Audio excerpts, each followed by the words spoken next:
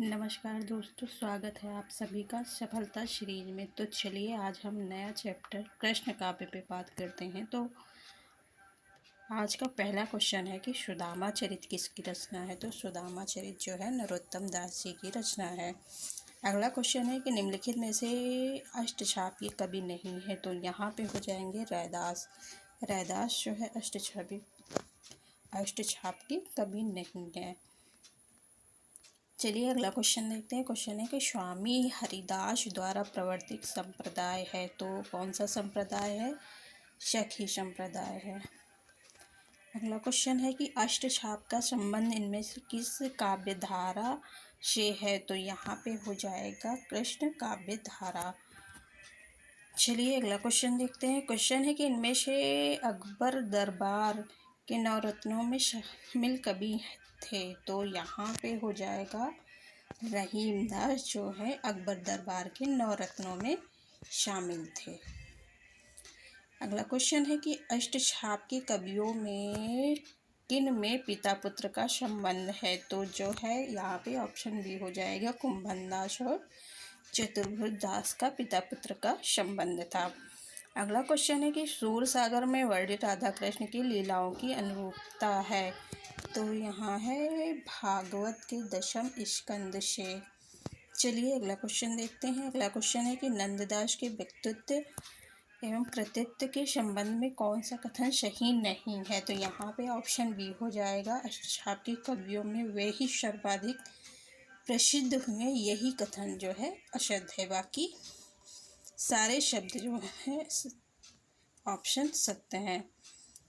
चलिए अगला क्वेश्चन देखते हैं। क्वेश्चन है कि किस आचार्य के दार्शनिक सिद्धांत को भेदाभेदवाद के नाम से जाना जाता है। तो यहाँ पे हो जाएंगे निम्बार्काचार्य।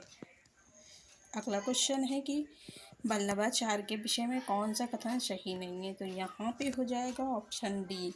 मूलतः इनका संबंध रामानुजाचार्य के श्री संप्रदाय से स्थिर किया जाता है। तो ये ऑप्शन गलत है। अगला क्वेश्चन है कौन सा विवरण सही नहीं है। तो यहाँ पे हो जाएगा ऑप्शन सी।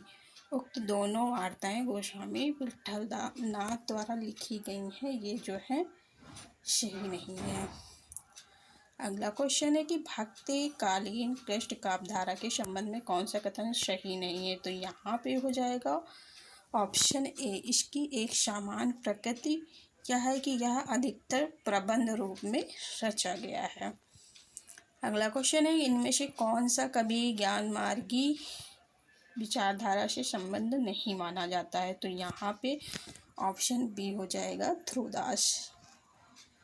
अगला क्वेश्चन है कि राधा वल्लभ नामक वैष्णव भक्ति संप्रदाय के प्रवर्तक हैं। तो वो हो जाएंगे हित हरिवंश।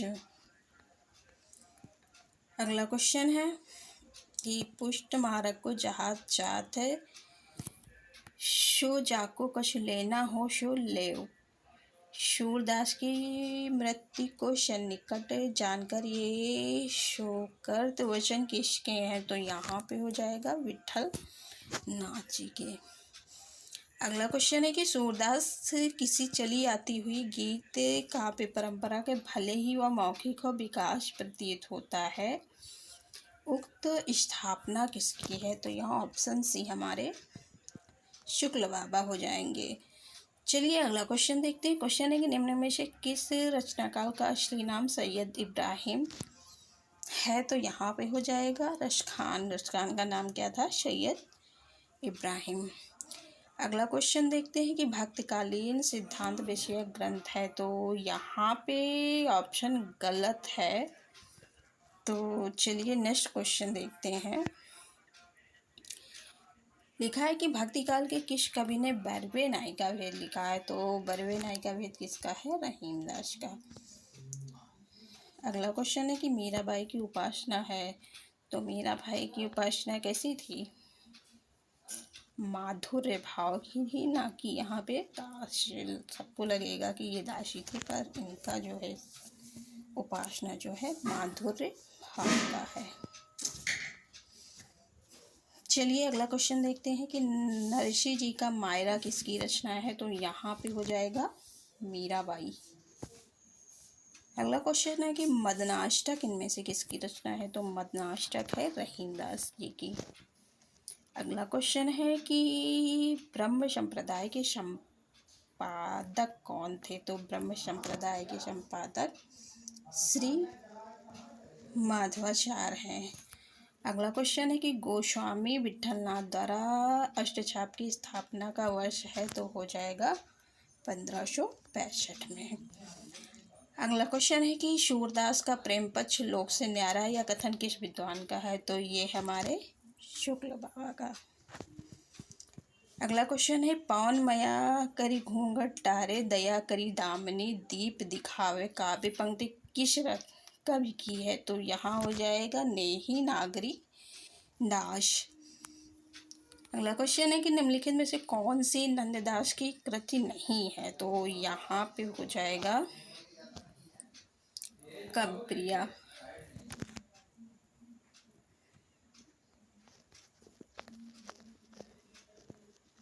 चलिए अगला क्वेश्चन देखते हैं कि अखियाँ हर दर्शन की भूखी बारक वह मुख फेर दिखावे दुर्गो पीवत पतूखी। उक्त पद में पतूखी का अर्थ है, तो पतूखी यहाँ पत्ते के दाना। तो आज का सेशन यहीं समाप्त करते हैं, कल से आगे के क्वेश्चन पे डिस्कस करेंगे। तो अगर अच्छा लगा हो तो लाइक एंड सब्सक्राइब करना ना भूलें और सफलता सीरीज में अवश्य जुड़ें, अपनी सफलता को सुनिश्चित